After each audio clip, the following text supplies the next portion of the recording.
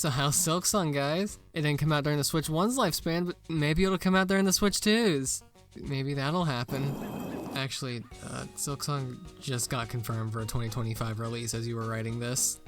Well then what's the joke now? You ever realize how f***ed up these are? Like seriously, by the universe's law, a Grinch play formula that is inherently perfect is dumb and gay and fake.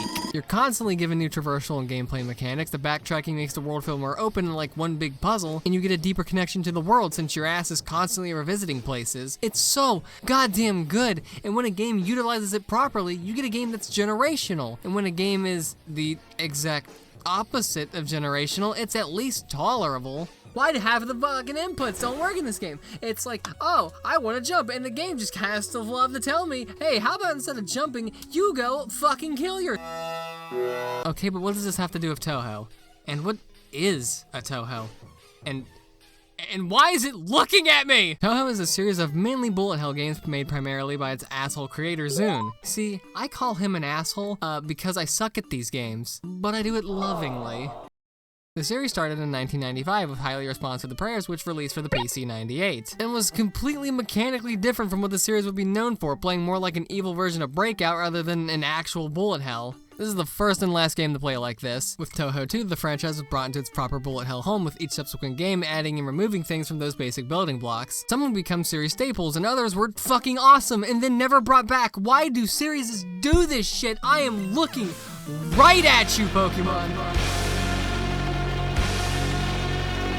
The series has sold 1 trillion million copies and has probably made $1 grillion, largely probably thanks to its over 180 characters, many of which are unavoidable on a Twitter timeline scroll. But for a while, the series was a pretty unknown thing here in the States, if you can believe such a thing. That is, until the game's 6th entry, embodiment of Scarlet Devil, which is also the one relevant to this video. The game was gigantic, and still is after 23 years. When people think of Touhou, they think of these guys. They think of Cirno. They, unfortunately, think about Cirno. So how do we merge Touhou's complex mechanics with a completely different genre? And would it even be good in the first place?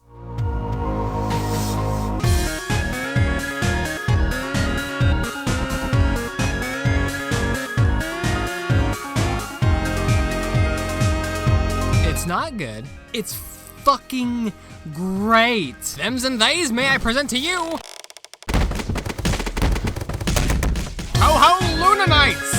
A Metroidvania so fucking good, it completely changed the way I thought Metroidvanias could be. Created by Team Ladybug and the Jonkler, this game is fucking stupid. It didn't need to be this good. Nobody forced it to be. Touhou games not made by Zune are usually horseshit. Like, what the fuck is this shit? A mystery dungeon game? And it sucks. Why was Sick as Fuck this high on the priority board? I need to calm down. I am 22. This is a children's video game product. I need to calm down. It's so easy for me to blindly joke this game. I've done it multiple times with multiple different games in the past. But this time I want to do something a little different. I want to go into the core of why this game is so good and how this game's mechanics rattles the Metroidvania formula so much. And in order to do that, I need to start by being Ego Raptor. The Ego Raptor of then, not now. Not now at all. So I'm going to condense the chimpanzee ape-brain hype I have with this game for now. To start, it's a Metroidvania.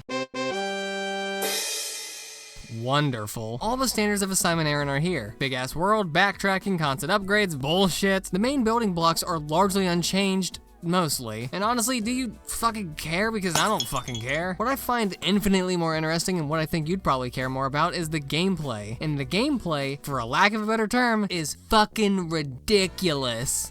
Okay, so in this game, you play as... Yeah, I was not going to get one of the bosses from Scarlet Devil and the head maid of the Scarlet Devil Mansion, which is where the game takes place. Don't worry, you don't need to know Touhou lore for this, because I am effectively skipping the story. Has all the common traits of a head maid girl boss. Jumping, double jumping, sliding, knives, quite a few knives, a lot of knives actually. Where do you keep these on your person? You don't wanna know. Oh my god. In Touhou 6, outside of the usual Touhou balls, 拓やいざよい attacks you exclusively with knives, and this got translated directly into Lunanites, all the way down to her basic attack where she throws a collection of knives across the screen. Which, I mean, that's already kind of weird, isn't it? Typically in most Metroidvanias, except for the game where half the fucking name comes from, you typically have a short-range weapon, or the weapon you do have has a small area of effect, save for some abilities. Because where's the challenge if you can just...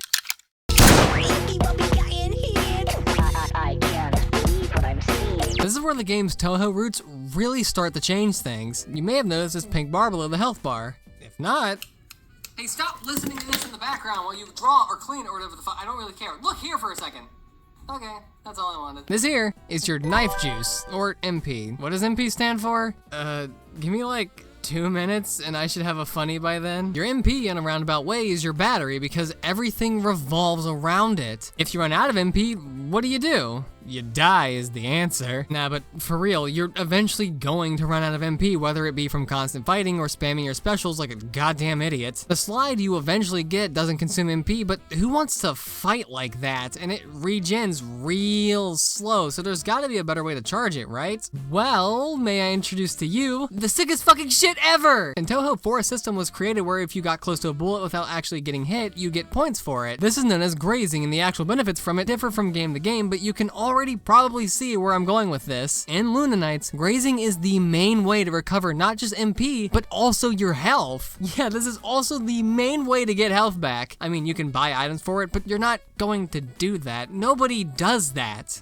Grazing works effectively the same way as it does in Touhou. When you kiss passionately with a projectile or enemy, you get lay epic benefits like not dying and being able to attack. This alone solves the issue of the projectile's difficulty and turns the combat into a much more fourth dimensional being. Instead of being able to throw things and have a bitch fit, combat is forced to either be close countered or a game of offense and defense. You can still kill enemies from across the room, and God knows it is required sometimes, but running out of MP means you're going to have to put yourself in harm's way. Ow, what the fuck? Jesus Christ. It becomes a permanent risk versus reward system that's even more fucked up and evil when you're putting yourself in active danger to recover health. It also incentivizes getting to know enemy attack patterns more intimately so you can make the most out of the grazes. Alright, so cool. The base combat's good. That's neat. But check this shit. In Touhou 4, again, there's a mechanic called focus, which allows you to slow your movements in order to more precisely maneuver around shots and get easier grazes. Holy shit. Focusing is something you get immediately, and the game wastes no time in showing how useful it can be. Like I said, the main thing is that it can make dodging and getting grazes easier. The counter is that it takes a few seconds to start up, and I couldn't think of a funny. But it only lasts for a few seconds, so it's not a real get out of jail free card. In a bad situation, it might not be able to save you. But when you're out of knife juice or about to meet God, utilizing your focus can make the difference between gamer and washed. There's also instances where focus is actually required during a fight, and it even has implications outside of combat. You can also use it to deal with these types of fucking assholes. Okay, by now you're probably starting to see the vision. Or you're saying, yeah dude, the game looks good, calm down. It's not that deep. To which I say, there's a bomb in your mailbox. Also, fuck you. Also, I've been hiding one final thing from you. What? It's so crazy to me how adding one tag fucks with everything. But it does! You're not given the time watch right away. No, they give you just enough time to play with the focus mechanics and its limitations before they backhand you and kiss you passionately. Every single interaction in this game has changed. The vision is gone and has been replaced with a better vision. While time's frozen, you can dodge obstacles, plant yourself in better positions, or play like I do. Like Dickhead. It's sick as fuck! Have you ever wanted to just be Dio? Well, you're Dio! Men liking included, it's a curse of binding. Okay, there is no way this doesn't make you overpowered. Okay, so, like with focus, limitations need to be in place with the time stop or you run the risk of it just being a win now button, which is fucking lame and stupid and not why I play games, and I hope this is a sentiment you also have. The first limitation is the actual time you have. As soon as you use the clock, this timer at the top starts to tick down, and anything from moving, jumping, or attacking brings the time down. So you can't pussyfoot like an idiot because Well, now you look stupid. You also have a limited number of knives, swords, fucking chainsaws? What? That you can use during this time. So you gotta think a little bit about what you want to do. Grazing also works differently during this period. Hypothetically, it'd be super easy to stack up grazes and get health back by using the watch. So you can't do that. While times stop, you can only recover extra time for the watch in MP. If you want health back, you either have to bare knuckle some grazes or use your focus. That's another thing I think is a Mandelbot fractal level play in this game. These two mechanics on paper sound super similar, but each one's pros and cons make it so that they aren't interchangeable. And to be truly effective, you have to master both. With time stop, you can actually lock yourself in a worse situation with projectiles because enemies and their balls still deal damage if you hit them. Some obstacles can only be passed with focus, some only with stopping time. Same goes for enemies, and towards the end, they combine these mechanics to give you a room where you have to juggle both of your abilities. It's fucking awesome! At all times, you feel like you're the most powerful person in the room, but get careless and you'll get reminded that you ain't shit! Mainly by the game's biggest form of balancing, making every enemy hit you like a goddamn truck. A decent enemy can knock you way the hell past half health, and in a room full of enemies like that, get ready for a long game of thoughts and prayers. But nowhere is this perfect marriage of the fuck you want. Oh my god, we have a sponsor?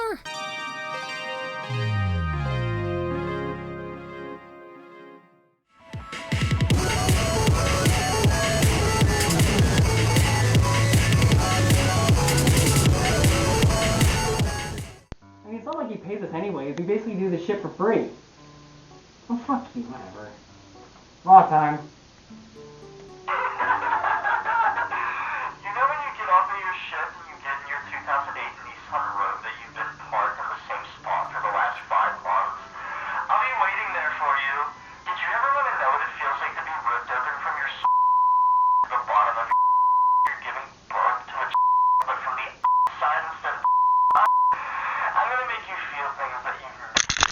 Nope, we're done. Can we even use any of that?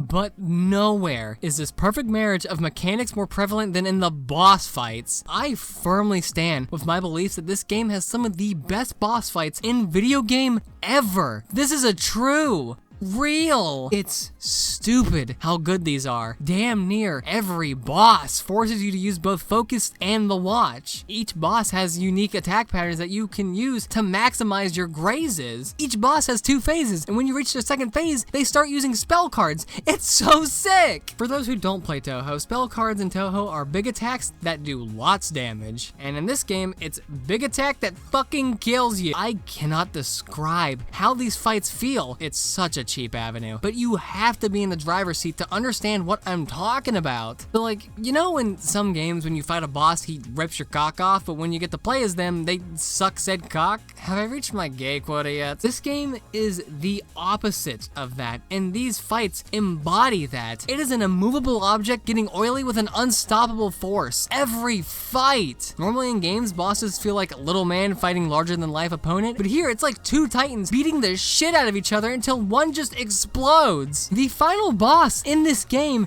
definitely cracks like top 5 bosses ever, and it's one huge reference to the first PC-98 Touhou game. It's so good! Man, this is one of the most unique Metroidvanias I've ever played. I replay this game sometimes just to get a rush from the combat, but like with everything ever made, it's not perfect. If you play Touhou 6, the twist at the end is practically the exact same, so there's not a real reveal there. It's also unbelievably short, which is an unfortunate common with most indie games. It took me roughly 4 to 5-ish hours to 100% the game, which isn't the worst, but by the time they fully start to utilize everything they've built for this game, it's over. So imagine my reaction when I found out that this game used to be like an hour shorter. The final act of this game did not exist at launch. But hey, they also added an extra Cirno fight, so I don't fucking care. I don't like Cirno. This game's stupid, in a good way. in a make a YouTube video about it way. Team Ladybug took the core ideas from Touhou, tweaked them to fit the new genre, added layers of new ideas to it, and polished it all to a mirror shine. How well all the mechanics complement and support each other should be a case study. They managed to give you the vibes of a fucked up and evil unstoppable femgod without actually being overpowered. More insane is that this is their first game. Motherfuckers started their career by making one of the best games in a genre, and judging from these reviews, they kind of just never stopped. Imagine that, when you're dedicated to making good games and not impressing shareholders, you make good products. Unrelated, you know how many people Microsoft has laid off in the past? Oh my god!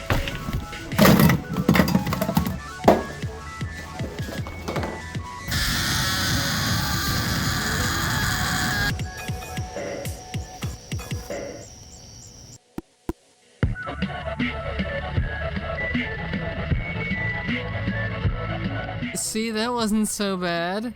Only took like 6 months. Or 7, maybe 8 actually. I had the web fishing video in my back pocket for like a while. Anyways, hi, this is Maxine from literal hours before this goes live. I'm so good at making videos, guys. With this video though, the channel now has memberships. I know, this year can't get any better. First Silksong and now this? For $1 a month, you can get a little badge next to your name, some whack-ass emotes to use, and early screening of videos. Eventually. Mainly this is if you have the means and want to support the channel, this is a way to do it. But if you want to, you can, and if you don't, that's fine too. I mean, you already listened to me yap for like 15 minutes, so I don't know if I've talked long enough for these credits to be over yet. If I haven't, I'm sorry. But you should check out everyone in these credits because they're all really cool and help make this video possible. Okay, bye.